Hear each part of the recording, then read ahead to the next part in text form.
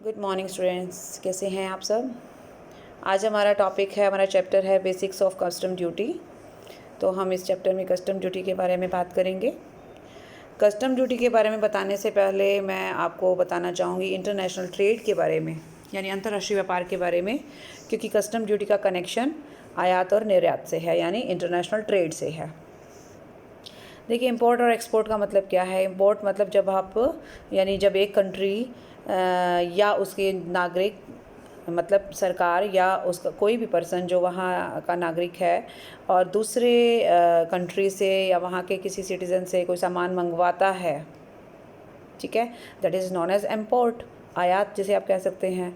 निर्यात का मतलब इसका रिवर्स हो गया कि जब हमारे यहाँ पर हम किसी पर्टिकुलर चीज़ में स्पेशलाइज्ड हैं and we have plenty of goods, और हम जो है एक्स्ट्रा गुड्स को इंडिया के बाहर किसी और कंट्री में बेचने का या भेजते हैं। ऑब्वियसली भेजने का मतलब यहाँ बेचने के पर्पज़ से ही हम भेज रहे हैं, तो उस व्यापार को हम क्या कहेंगे, एक्सपोर्ट। ठीक है, तो इंपोर्ट और एक्सपोर्ट का मतलब आपको क्लियर हो गया। जब सामान एक देश से दूसरे देश में, यानी कि इंडिया से जब बाहर जाएगा तो इंपोर्ट कहलाएगा, और जब बाहर से जब इंडिया में आएगा then it will be known as import of goods, right. अगर हम इन दोनों को कंबाइंड तरीके से बात करें तो उसे हम इंटरनेशनल ट्रेड कहेंगे, यानी अंतर्राष्ट्रीय व्यापार कहेंगे, जो दो राष्ट्र के बीच में किया जाए, दो नेशन, दो कंट्रीज़ के बीच में किया जाएगा, that is in an international trade. ठीक है, अब क्योंकि ग्लोबलाइजेशन का समय है तो ऑब्वियसली और टेक्नोलॉजी इतनी एडवांस हो गई है, ट्रांसपोर्ट और कम्युनिकेशन फैसिलिटीज़ इतनी इम्प्रूव्ड हो चुकी हैं कि हमारे लिए अब अंतर्राष्ट्रीय व्यापार करना कोई बहुत बड़ी बात या बहुत मुश्किल चीज़ नहीं रही है। तो डेफिनेटली हर कंट्री जो ये चाहेगा कि उसके पास जिस भी चीज़ का स्पेशलाइजेशन है या जिन भी वस्तुओं की बहुतायत है, मतलब प्लेंटी ऑफ गुड्स हैं, तो एक्स्ट्रा गुड्स को वो दूसरे कंट्रीज़ को बेचकर जो है फॉरेन एक्सचेंज अर्न कर सकता है, यानी विदेशी मुद्रा अर्न कर सकता है। और इसके अलावा जो है एक तरीके से जो संबंध है, जो अंतर्राष्ट्रीय संबंध है दूसरे देशों के साथ, वो भी इम्प्रूव होते हैं।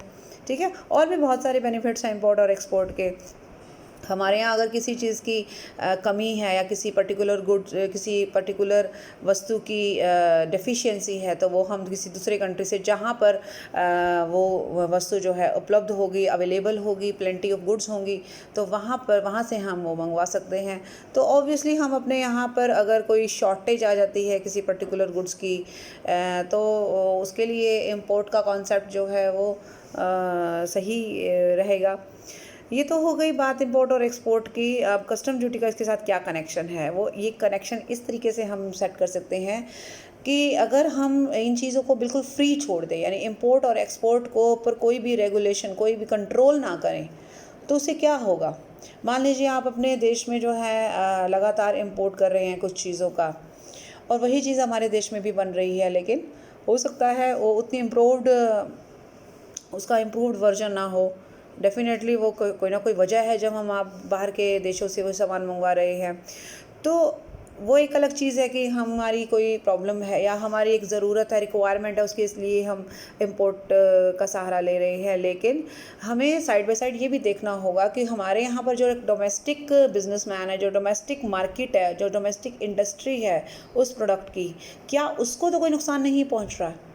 ऐसा भी तो हो सकता है ना कि बाहर से जो सामान आ रहा है, जैसे आप चाइनीज़ गुड्स के बारे में बात कर सकते हैं। चाइनीज़ गुड्स का क्या फंडा है कि चाइनीज़ गुड्स जो हैं बहुत चीप और बहुत सस्ती मानी जाती हैं, और इसी वजह से वो कितने कंट्रीज़ में उनका इंपोर्ट होता है। और जो लोकल गुड्स हैं या जो उनका खुद का ब्रांड है, उन कंट्रीज़ का जो अपना ब्रांड है, जो अपना जो प्रोडक्ट है, जो डोमेस्टिक प्रोडक्ट्स है, वो कहीं ना कहीं दब जाते हैं, वो कहीं ना कहीं फेल हो जाते हैं पब्लिक के आगे, कस्टमर के आगे। तो इसलिए एक तरीके से डोमेस्टिक इंडस्ट्री को प्रोटेक्ट करने के लिए, राइट, उसे प्रोटेक्ट करने के लिए उसको भी तो सर्वाइव करना है ना, क्योंकि बहुत सारे लोग हैं जो उसकी वजह से सर्वाइव कर रहे हैं। बहुत सारे लोग ऐसे हैं जिनको डोमेस्टिक प्रोडक्ट्स में की प्रोडक्शन के लिए ही तो काम पे लगाया गया है, तो उनका रोज़गार जो है उसके ऊपर डिपेंडेंट है, उनकी आय उनके ऊपर डिपेंडेंट है। ठीक है, तो इसलिए ये माना जाता है कि इंटरनेशनल ट्रेड कोई बुरी चीज़ नहीं है, लेकिन उस पर कंट्रोल होना ज़रूरी है, ताकि एक तो हम अपनी डोमेस्टिक इंडस्ट्री को प्रोटेक्ट कर सकें और साथ में एक और भी फ़ायदा हमें मिलेगा, वो होगा रिवेन्यू का, क्योंकि सरकार की आय का एक साधन भी उपलब्ध होगा हमें कस्टम ड्यूटी लगाने से। तो कस्टम ड्यूटी क्या चीज़ है? Custom duty import and export of goods पर लगाई जाती है, because it has two basic reasons behind that. One, that is to protect the domestic industry, and second one is to generate the revenue for the central government, right? तो एक तरीके से दोनों कार्य हमारे अच्छे से हो पाते हैं अगर हम इनके ऊपर थोड़ा सा अंकुश, यानी कि जिसे कहते हैं ना, कंट्रोल करते हैं। तो हालांकि ज़रूरी नहीं है कि हर कंट्री इस तरीके का कोई सीन क्रिएट करता हो, लेकिन हाँ, अगर हम इंडियन कॉन्टेक्स्ट में बात करें तो डेफिनेटली यहाँ पर कस्टम ड्यूटी का प्रोविज़न है और बाकायदा एक एक्ट बनाया गया है कस्टम ड्यूटी के बारे में, और उस एक्ट के हिसाब से ही यहाँ पर सारे प्रोविज़न लागू होते हैं। तो कस्टम ड्यूटी का कनेक्शन इंटरनेशनल ट्रेड से कैसे है वो मैंने आपको क्लियर कर दिया। अब इंडियन कंटेक्स्ट में हम स्पेसिफिकली बात करेंगे। तो इंडिया में कस्टम ड्यूटी इंटरनेशनल ट्रेड के लिए लगाई जाएगी डेफिनेटली, ये तो हम पहले ही क्लियर कर चुके हैं।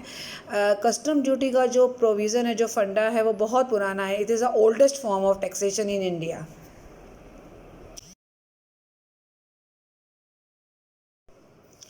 ये इंडिया में टैक्स लगाने का सबसे पुराना फॉर्म है, पुराना रूप है, बहुत कोई नया कॉन्सेप्ट नहीं है, ठीक है। उतना पुराना है जितना इंटरनेशनल ट्रेड है, यानी अंतर्राष्ट्रीय व्यापार जब से स्टार्ट हुआ है तब से ये प्रचलन में है।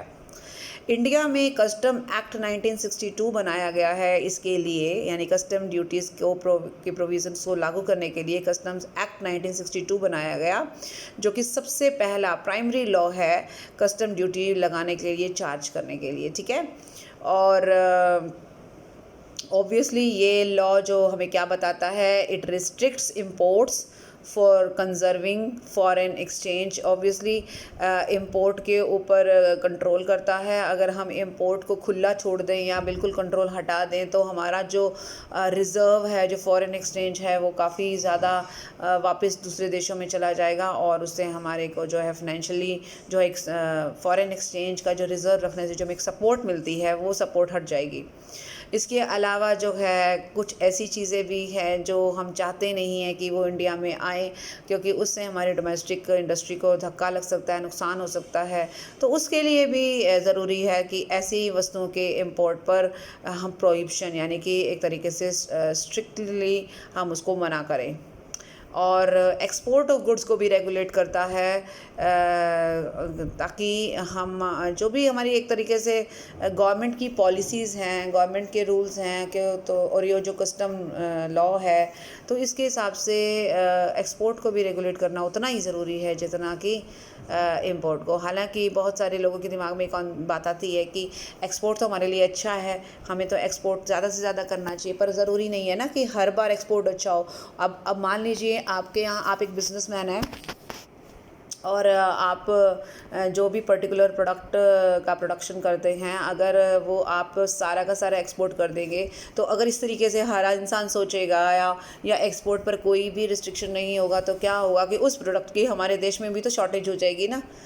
अब जो प्राइवेट बिजनेसमैन है, या वो तो यही सोचेगा कि उसको प्रॉफिट अर्न करना है, तो प्रॉफिट अर्न करने के लिए डेफिनेटली हम ऐसी जगह पर अपना सामान सेल करने की सोचेंगे जहां हमें ज़्यादा से ज़्यादा प्रॉफिट हो, राइट। अगर डोमेस्टिक एरिया में हमें माल बेचने से उतना बेनिफिट नहीं हो रहा जितना फॉरेन में बेचने से हो रहा है, तो डेफिनेटली हम ये चाहेंगे कि हम अपना सामान एक्सपोर्ट करें। लेकिन ऐसा बिल्कुल हम फ्री नहीं कर सकते, मतलब गवर्नमेंट इस हर चीज़ को फ्री अगर ऐसे छोड़ देगी तो क्या होगा कि उस प्रोडक्ट की डेफिशिएंसी, यानी कि उसकी कमी तो हमारे देश में हो जाएगी, फिर हमें उस कमी को पूरा करने के लिए बाहर से इंपोर्ट करना पड़ेगा। तो इसका कोई मतलब कोई लॉजिक नहीं बैठता ना। इसीलिए गवर्नमेंट एक्सपोर्ट पे भी जो है वो रेगुलेशंस लगाती है। कस्टम टैरिफ एक्ट 1975 जो बनाया गया है, वो टैरिफ और कस्टम ड्यूटी का मतलब सेम ही है। तो कस्टम टैरिफ एक्ट 1975 बताता है कि कस्टम के रेट्स क्या क्या हैं और क्या प्रोविजंस हैं। ठीक है, पहला एक्ट हमारा कस्टम एक्ट 1962 था, और जो टैरिफ एक्ट 1975 है ये रेट्स ऑफ कस्टम ड्यूटी बताता है जो इंपोर्ट और एक्सपोर्ट पर लगाई जाती है। नेक्स्ट हम बात करेंगे meaning and features of custom duty की। कस्टम ड्यूटी जो है एक इनडायरेक्ट टैक्स है, हमें पता लग गया है। इनडायरेक्ट टैक्स वो टैक्स है जो डायरेक्टली एसएससी पर नहीं लगाया जाता है। इनडायरेक्ट टैक्स जैसे सेल्स टैक्स, आप जैसे अब जीएसटी की बात हम करें तो एक इनडायरेक्ट टैक्स है। तो ये डायरेक्टली वो पर्सन पे नहीं करता है, ये मतलब हम सरकार को डायरेक्टली पे नहीं करते हैं, तो एक मीडिएटर है जो हमसे कलेक्ट करके गवर्नमेंट को देगा। तो इसका मतलब होता है कि वो जो बर्डन है वो इनडायरेक्ट बर्डन है। ठीक है, अब इसके बारे में कुछ फीचर्स हैं, उसकी हम बात कर देते हैं। It is levied on the import and export of goods. मतलब क्या है, मैं आपके उसके बारे में थोड़ा सा और क्लियर कर देती हूँ। सबसे पहले तो आपको ये पता होना चाहिए जो कस्टम ड्यूटी लगाने का पहले तो कस्टम ड्यूटी के बारे में बताना पड़ेगा। कस्टम ड्यूटी क्या है, जो import and export of goods पर लगाई जाती है, नंबर 1। नंबर 2, आप ये देख सकते हैं कि कस्टम ड्यूटी जो है वो सिर्फ और सिर्फ सेंट्रल गवर्नमेंट का ही अधिकार है लगाना। सेंट्रल गवर्नमेंट ही इस आय को अपने पास रखेगी, वो इस इनकम को किसी भी स्टेट गवर्नमेंट के साथ शेयर नहीं करती। ठीक है, और ये अधिकार उसको संविधान ने दे रखा है। कॉन्स्टिट्यूशन ऑफ इंडिया ने सेंट्रल गवर्नमेंट को ये अधिकार दे रखा है। तो it is levied and collected by central government only and it's revenue will not be shared with any state government. ठीक है, और इसके रेट्स मैं बता चुकी हूँ कि कस्टम टैरिफ एक्ट 1975 में इसके जो रेट्स हैं वो मेंशन किए गए हैं। अब बात करेंगे constitutional authority for levy of custom duty की। ये जैसे कि मैंने अभी जिक्र किया कि सेंट्रल गवर्नमेंट को ये अधिकार किसने दिया है, संविधान ने दिया है। तो संविधान का शेड्यूल 7 की एक सेक्शन है, सेक्शन 83, जिसके अंतर्गत सेंट्रल गवर्नमेंट को ये पावर दी गई है कि आप कस्टम ड्यूटी चार्ज कर सकते हैं और रिवेन्यू को आप अपने पास रख सकते हैं। ठीक है, बॉडी ऑफ कस्टम लॉ। अब कस्टम लॉ के पूरा स्ट्रक्चर के बारे में हम बात करेंगे। जैसे सबसे पहले मैंने पहले बताया था आपको, कस्टम एक्ट 1962 आया था। ठीक है, ये कब आया, ये पार्लियामेंट के द्वारा 13 दिसंबर 1962 को पास हुआ और इम्प्लीमेंट हुआ ये 1 फेब 1963 को। ठीक है, और ये पूरे इंडिया में लागू होता है, राइट। और इससे पहले एक एक्ट था, सी कस्टम्स एक्ट 1878। देखो कितना पुराना एक्ट था, उसको इसने रिप्लेस किया, मतलब उसकी जगह पर उसको ख़त्म करके ये एक्ट बनकर आया। ठीक है, और फिर उसके बाद कह सकते हैं तो इसमें हम यही बताएंगे कि इंपोर्ट और एक्सपोर्ट ऑफ गुड्स पर लगाया जाता है और फॉरेन एक्सचेंज को सेव करने के लिए, अपनी डोमेस्टिक इंडस्ट्री को जो है वो प्रोटेक्ट करने के लिए लगाया जाता है। ये डायग्राम जो है इतना कोई टिपिकल नहीं है जो मैं अभी आपको बता रही हूँ, बॉडी ऑफ कस्टम लॉ, जिसमें सबसे पहले था custom act 1962, second one is customs tariff act 1975। अब ये क्या चीज़ है, ये वो एक्ट है जिसके अंदर कस्टम ड्यूटी के डिफरेंट रेट्स बताए जाते हैं, और इसके 2 पार्ट्स हैं। एक पार्ट है जैसे शेड्यूल 1 और शेड्यूल 2। जो आपका शेड्यूल 1 है वो इंपोर्ट्स के बारे में बताता है कि इंपोर्ट जो है वो गुड्स कौन कौन सी गुड्स का किया जा सकता है और उसके क्या क्या रेट्स हैं। सिमिलरली शेड्यूल 2 है वो एक्सपोर्ट के लिए है, और ये भी हमें बताएगा कि कौन कौन सी गुड्स हैं, उनका कैसे क्लासिफिकेशन होगा और उनके रेट्स क्या होंगे। तो हमारा custom tariff act 1975 custom rates के साथ 2 शेड्यूल लेकर आता है जो इंपोर्ट और एक्सपोर्ट को बताते हैं, उसके रेट्स के बारे में बताते हैं। तीसरा है रूल्स। अभी रूल्स कौन बताता है, ऑब्वियसली रूल्स किसने बनाए हैं, रूल्स शुड बी कंसिस्टेंट। एक तो रूल्स कौन बनाती है, सेंट्रल गवर्नमेंट बनाती है। ठीक है भाई, जिसके पास पावर होगी ना उसको चार्ज करने के, रूल्स भी वही बनाएगा। तो सेंट्रल गवर्नमेंट इससे रिलेटेड रूल्स बनाती है, लेकिन रूल जो हैं वो एक्ट के अकॉर्डिंगली होने चाहिए। उसके लिए 1962 के एक्ट को नहीं भूल जाना है। एक्ट के अंतर्गत जो प्रोविजंस हैं उसके हिसाब से ही सेंट्रल गवर्नमेंट रूल्स बना सकती है। आप देख सकते हैं ये आपके पास सामने लिस्ट है, जैसे कस्टम वैल्यूएशन रूल्स 1988, फिर है customs and central excise duty drawback rules 1995, फिर है हमारा baggage rules 1998, customs import of goods at concessional rate of duty for manufacture of excisable goods rules 1996। तो ये कुछ रूल्स हैं जो सेंट्रल गवर्नमेंट ने मेन लॉ यानी कस्टम्स एक्ट 1962 के हिसाब से बनाए हैं। फिर आता है रेगुलेशन की बात। इनको रेगुलेट करना है, मतलब इनको इम्प्लीमेंट भी तो करना है ना। सेंट्रल गवर्नमेंट ने रूल बना दिए, लेकिन सेंट्रल गवर्नमेंट जिस तरह से आप देख सकते हैं इनकम टैक्स में जो एक संस्था है, एपेक्स इंस्टीट्यूशन है जिसका नाम है CBDT, central board of direct taxes. Similarly custom में भी, कस्टम ड्यूटी के लिए भी सेंट्रल गवर्नमेंट ने एक बोर्ड बनाया है, that is central board of excise and customs, central board of excise and customs. तो इसको बनाया गया है और इसको पावर दी गई है टू मेक रेगुलेशंस। तो आप एक बॉडी बनाते हैं और उसको ये पावर देते हैं कि वो इन रूल्स को, ये जो रूल्स ऊपर बनाए गए हैं, इन रूल्स को इम्प्लीमेंट कैसे करवाए। तो ऑब्वियसली ये काम इस बोर्ड का है, ठीक है। सेंट्रल गवर्नमेंट ने अपना काम कर दिया, एक बोर्ड बना दिया, उसमें कुछ मेंबर्स हैं जिनका काम यही है कि किस तरीके से इनको इम्प्लीमेंट करना है। तो एक तरीके से उनका जो पर्पस है वो सेंट्रल गवर्नमेंट के रूल्स और एक्ट के कंसिस्टेंट होना चाहिए, एक्ट के हिसाब से होना चाहिए, ठीक है।